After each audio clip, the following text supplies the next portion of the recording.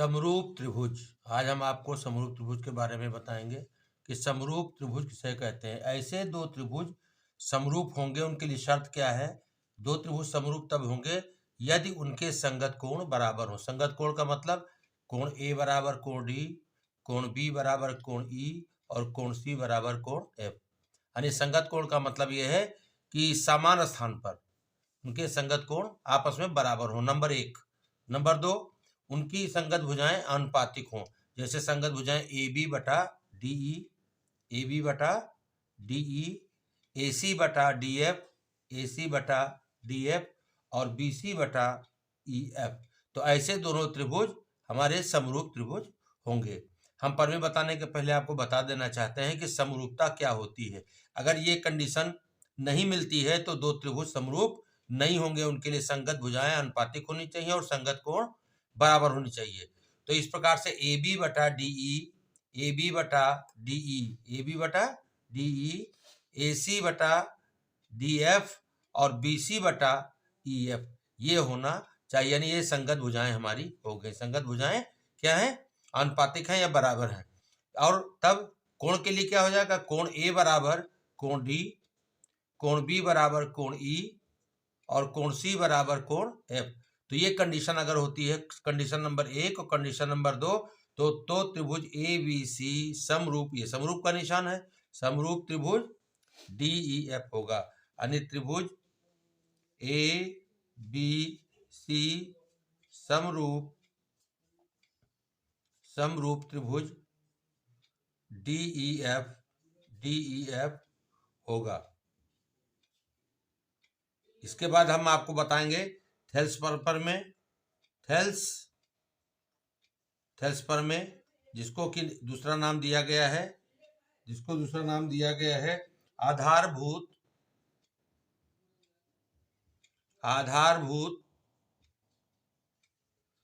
आधारभूत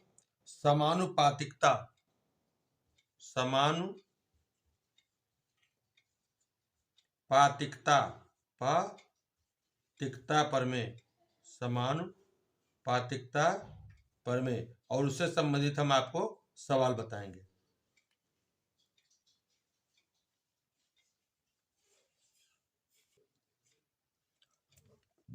प्रमेय नंबर एक हम आपको बताना चाहते हैं, जिसके माध्यम से आप सवाल को हल करेंगे और बोर्ड परीक्षा में आने वाले सवालों के क्रम में त्रिभुज का टॉपिक बहुत ही महत्वपूर्ण है और थोड़ा हार्ड भी पड़ता है बच्चों को समझने के लिए। उसको हम नए सिरे से समझाते हैं और आसान तरीके से समझाते हैं कि आप इसको समझ लेंगे और इससे संबंधित आने वाले प्रश्नों को हल कर लेंगे। प्रमेय क्या दिया है? यदि किसी त्रिभुज की एक भुजा के समांतर अन्य दो भुजाओं को भिन्न भिन्न बिंदुओं पर प्रतिच्छेद करने के लिए एक रेखा खींची जाए तो वे अन्य दो भुजाएं एक ही अनुपात में विभाजित हो जाती हैं। उसके लिए क्या करेंगे? सबसे पहले हम त्रिभुज बना लेंगे। क्या बना लेंगे? त्रिभुज बना लेंगे। चूंकि त्रिभुज की बात दी गई है, इसमें त्रिभुज बना लेंगे। इसका नाम दे देंगे ए बी और सी। अब ये एक भुजा है, इसके समांतर हमने कोई रेखा डी ई खींच दी। क्या खींचा? भुजा डी ई खींचा। क्या खींचा? डी ई खींचा, डी ई। अब क्या करते हैं? समांतर अन्य दो भुजाओं को भिन्न भिन्न बिंदुओं पर प्रतिच्छेद करने के लिए रेखा खींची जाए तो वो अन्य दो भुजाएं एक ही अनुपात में विभाजित होती है। तो सबसे पहले है दिया है। सबसे पहले क्या होता है? दिया है। क्या दिया है? त्रिभुज ए बी सी में भुजा डी ई समानांतर बी सी, ये दिया हुआ है। क्या दिया हुआ है? कि ये समानांतर बी सी, ये बी सी के समानांतर दिया हुआ है। ठीक है, दिया है। अब सिद्ध क्या करना है? सिद्ध करना है। क्या सिद्ध करना है? कि भुजाएं आनुपातिक होंगी। यानी एडी बटा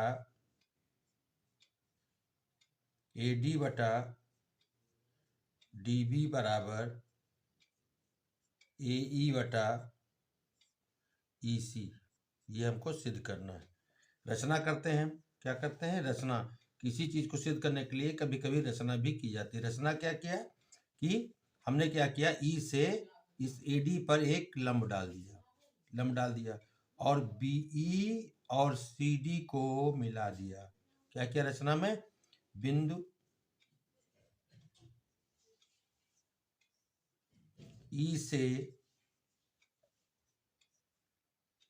AD पर लंब, इसका F नाम दे दीजिए। क्या दे दीजिए, F। लंब EF खींचा, EF खींचा। सबसे पहली चीज ये है, या हमने यहाँ से लंब इधर से इधर खींच दे या इधर से इधर खींच दे, दोनों बराबर होगा। लेकिन रचना में एक साइड में हमने ले लिया, E से F पर लंब डाल दिया।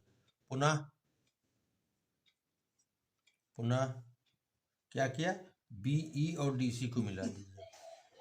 BE और CD को मिलाया। अब हमारी रचना हो गई। अब प्रमाण हम जानते हैं कि त्रिभुज का क्षेत्रफल बराबर 1/2 गुणे लंब गुणे आधार होता है। ठीक, ये हमारा सूत्र है। त्रिभुज का क्षेत्रफल जो है हमारा 1/2 आधार गुणे लंब बटा 2 होता है। 1/2 लंब गुणे आधार होता है। ये कॉन्सेप्ट हमारा इस थ्योरम में काम करेगा। इसको लिखने की जरूरत नहीं है, केवल आपके जानकारी के लिए। अब क्या करते हैं, त्रिभुज ADE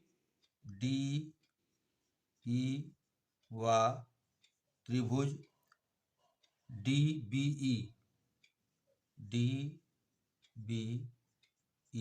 से क्या लिया, क्योंकि हमको भुजाओं को अनुपातिक करना है। हमको क्या करना है, भुजाओं को अनुपातिक करना है। तो जब तक त्रिभुज का क्षेत्रफल नहीं लेंगे तब तक भुजाएं हमको प्राप्त नहीं होंगी। तो क्या हुआ, त्रिभुज AD व त्रिभुज DBE से क्या लिया, त्रिभुज ADE का क्षेत्रफल बटा त्रिभुज DBE का क्षेत्रफल। अब यही कॉन्सेप्ट रखते हैं, ये वाला कॉन्सेप्ट रखते हैं। क्या हो जाएगा, त्रिभुज AD का क्षेत्रफल, ये आधार मान लेंगे, ये आधार मान लेंगे और ये लंब मान लेंगे। ये त्रिभुज ऊपर वाला जो बना हुआ है इसका क्षेत्रफल लेंगे, क्योंकि इस त्रिभुज का क्षेत्रफल, इस त्रिभुज का क्षेत्रफल बटा इस त्रिभुज का क्षेत्रफल लेंगे। इस त्रिभुज का क्षेत्रफल जो इस संगत भुज, जो एक भुजा पर बना हुआ है, ये त्रिभुज की एक भुजा से दो त्रिभुज बन रहे हैं। अगर आधार मान लिया जाए तो क्या हो जाएगा, त्रिभुज ADE का क्षेत्रफल हो जाएगा 1/2 गुणे AD गुणे, ये लंब हमने डाला है EF बटा ये हो जाएगा 1/2, ये हमारा आधार क्या हो जाएगा, DB गुणे क्या हो जाएगा, ये हमारा D, इसको हम O मान लेते हैं। क्या मान लेते हैं, O मान लेते हैं। तो हो जाएगा DO, या ये बराबर हो जाएगा 1/2 गुणे AD गुणे EF बटा 1/2 गुणे DB गुणे EF। अब आप पूछो EF कैसे आएगा DO के बराबर। तो देखिए यहाँ पे DO और ये दोनों समांतर रेखाएं हैं और दोनों लंब, ये 90 अंश का कोण बना रही हैं। तो इसलिए ये हो जाएगा, ये इंप्लाइज करेगा कि हमारा DO बराबर हमारा हो जाएगा EF। क्या हो जाएगा, DO बराबर EF हो जाएगा। ये मान हम रखते हैं। अब क्या किया, 1/2 कट गया, 1/2 कट गया और EF कट गया और EF कट गया। तो ये बराबर आ गया हमारा AD बटा DB। एक मान हमारा AD बटा DB आ गया। अब हमको दूसरे त्रिभुज के लिए दूसरे भुजा पे निकालना है। ये हो गया नंबर 1। त्रिभुज ADE का क्षेत्रफल बटा त्रिभुज BDE का क्षेत्रफल बराबर हमारा आ गया AD बटा DB। ये हो गया समीकरण नंबर 1। पुनः त्रिभुज ADE व त्रिभुज, अब ये त्रिभुज ले लेंगे DEC में वही प्रक्रिया। तो त्रिभुज ADE का क्षेत्रफल बटा त्रिभुज CDE का क्षेत्रफल बराबर 1/2 गुणे ये भुजा ले लेंगे AE गुणे EF बटा 1/2 गुणे क्या ले लेंगे, ये नीचे वाला ले लेंगे CE गुणे ये ले लेंगे EO। ये इम्प्लाइज करेगा हमारा 1/2 गुणे AE गुणे EF बटा 1/2 गुणे CE गुणे EF। क्यों? EO बराबर EF। रचना से क्या करेंगे, ये रचना से बराबर दिखाई पड़ रहा है, तो क्या हुआ, ये कट गया, ये कट गया, ये कट गया, ये कट गया, तो ये इम्प्लाइज क्या आ गया AE बटा EC। ये हो गया समीकरण नंबर 2। ये हो गया समीकरण नंबर 2। अब क्या करेंगे, इसी प्रकार ये हो गया, तो क्या हुआ AD बटा DB बराबर AE बटा EC।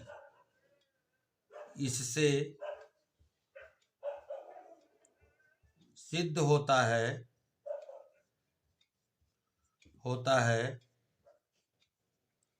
कि यदि त्रिभुज के आधार के समांतर ऐसी रेखा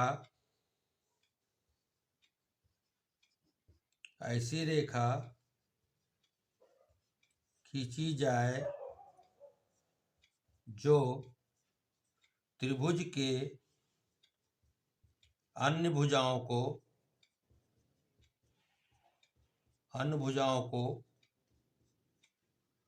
काटती हो, तो वे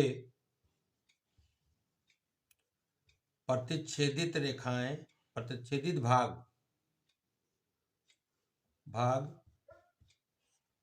आनुपातिक होंगे।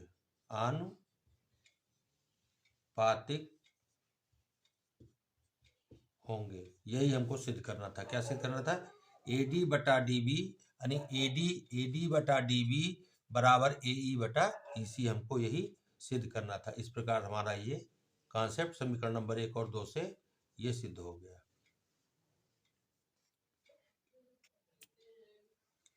प्रमेय 1 का विलोम, दूसरा प्रमेय मैं बता रहा हूँ, प्रमेय 1 का विलोम यानी थेल्स प्रमेय का विलोम।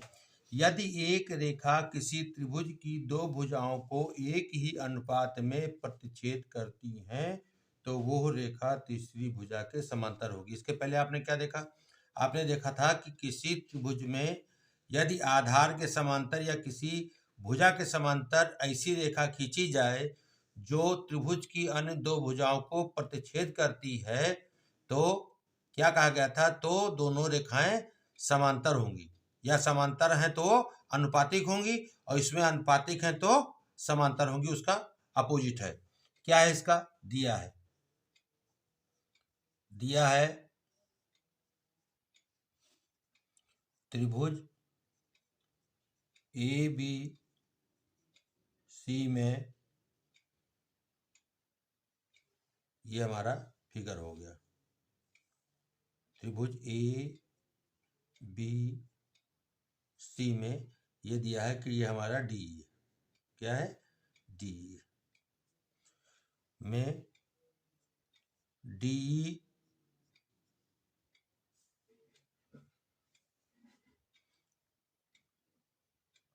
डी एक रेखा है जो त्रिभुज की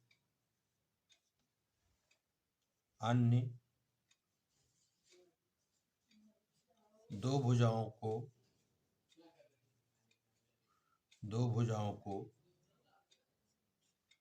आनुपातिक बांटती है, आनुपातिक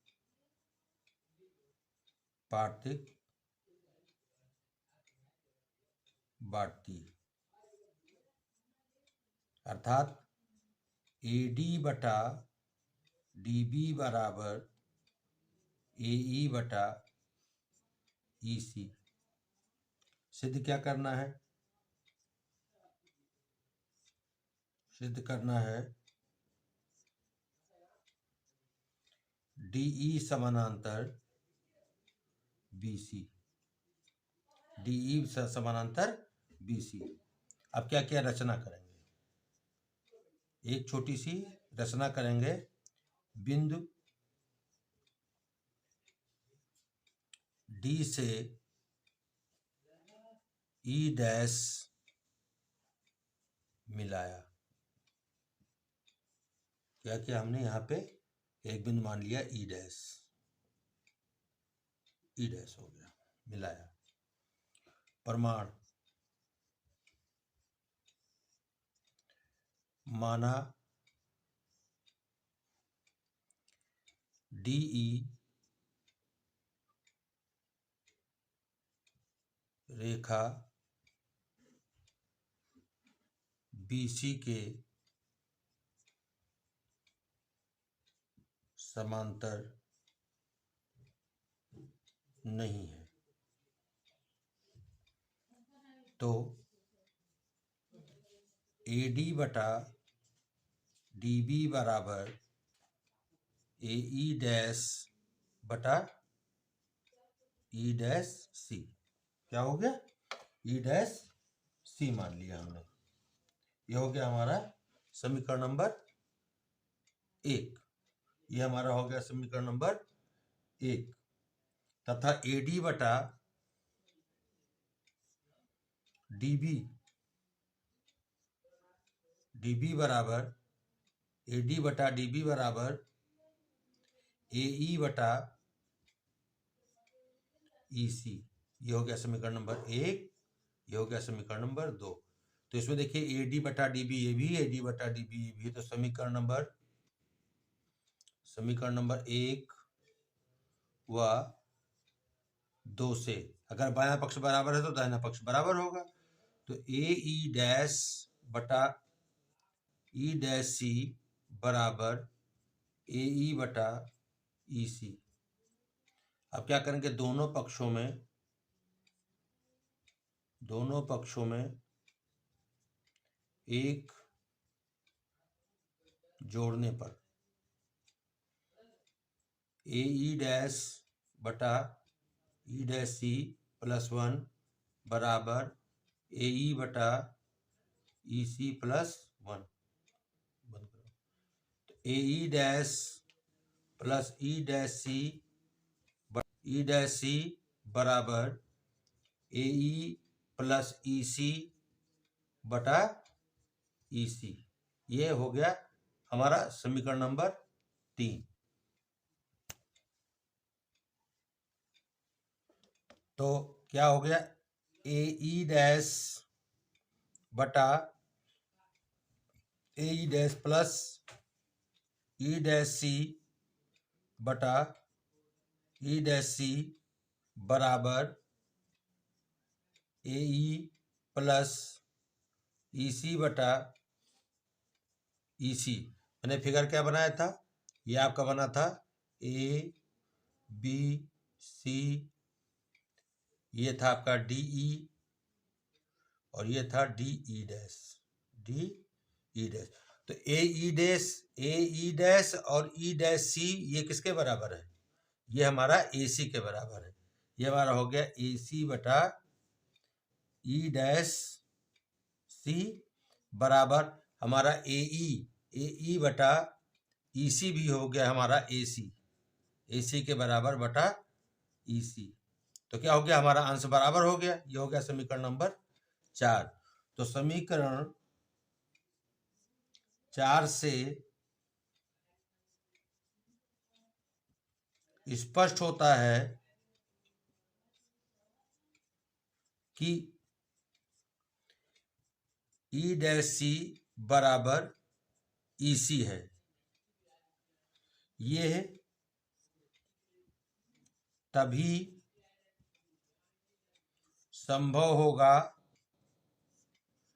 जब ई डैश बिंदु ई पर होगा, अर्थात संपाती होगा,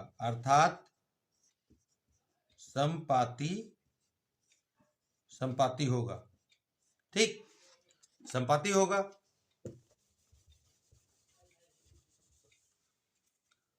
तो इसका मतलब सिद्ध क्या करना था, हमको सिद्ध करना था ये तब संभव है, इसलिए डीई समानांतर बीसी होगा, अर्थात डीई समानांतर बीसी होगा। हमने ये दूसरा पद में भी यह सिद्ध कर दिया कि ये और ये समांतर होगा, ये इसके समांतर होगा और ये इसके समांतर होगा, तो डीई समांतर बीसी होगा।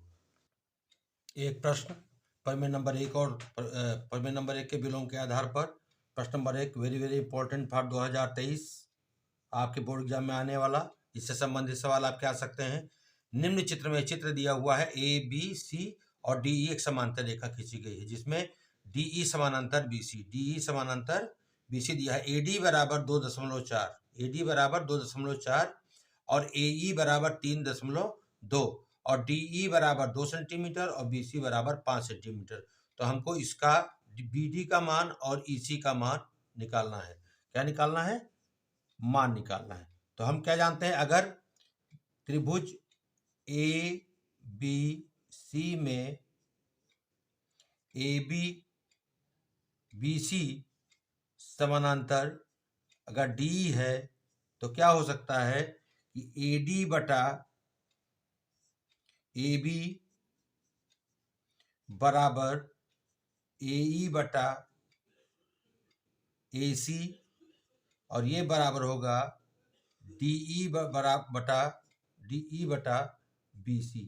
ये आपका थ्रेसपर में से ये नियम है, ये छोटी भुजा बटा बड़ी भुजा, ये छोटी भुजा बटा बड़ी भुजा, ये छोटी भुजा तीसरी भुजा, छोटी भुजा बटा बड़ी भुजा, यानी ऊपर छोटी भुजा है और नीचे तीनों बड़ी भुजाएं हैं। अब हम मान रखते हैं, क्या AD का मान है 2.4 बटा AB बराबर AE का मान है 3.2 बटा CE बराबर DE का मान है 2 और नीचे का मान है आपका 5। तो अगर हमको AB निकालना है तो इसके बराबर कर देंगे और C निकालना है तो इसके बराबर कर देंगे।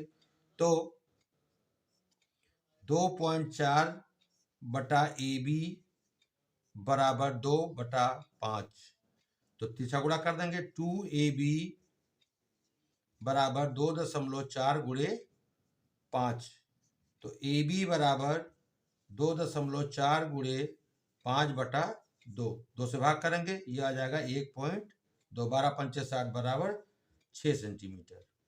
AB बराबर हमारा आ गया 6 सेंटीमीटर, ये पूरा 6 सेंटीमीटर आ गया। तो BD बराबर AB माइनस AD, तो बराबर हो जाएगा 6.0 माइनस 2.0 बराबर हो जाएगा 10 में से 4 गए 6 और 5 में से 2 गए 3, 3.6 सेंटीमीटर हमारा क्या आ गया BD। BD बराबर हमारा क्या आ गया 3.6 सेंटीमीटर। क्या आ गया 3। अब फिर पुनः इसी से हम लेते हैं, इसी से लेते हैं, हमको CE निकालना है। तो क्या हो जाएगा 3.2 बटा CE बराबर 2/5। तो CE बराबर 5 गुणे 3.2। तो CE बराबर 5 गुणे 3.2/2। तो 2 एकम 2, 2 छंग 12, 16 पंचे 80। तो CE बराबर 8 सेंटीमीटर। तो हमको क्या निकालना है ये CE हमारा क्या हो गया, ये हमारा हो गया, इसको मान रखे हैं, ये AB हो गया, ये CE हो गया। AB बटा CE की जगह पे हम AC करेंगे। क्या करेंगे AC ये हमारा हो जाएगा AC। ये हमारा हो गया AC। ये हमारा हो गया AC। ये हमारा हो गया AC बराबर 8 आ गया। तो हमको EC निकालना है। तो EC बराबर AC माइनस 3.2 बराबर 8.0 माइनस 3.2 बराबर हो जाएगा 10 में से 2 गए 8 और 7 में से 3 गए 4, 4.8 सेंटीमीटर। तो हमारा ये EC भी मिल गया हमारा। इस प्रकार से हमने इस भुजा का मान निकाल लिया और इस भुजा का मान निकाल लिया।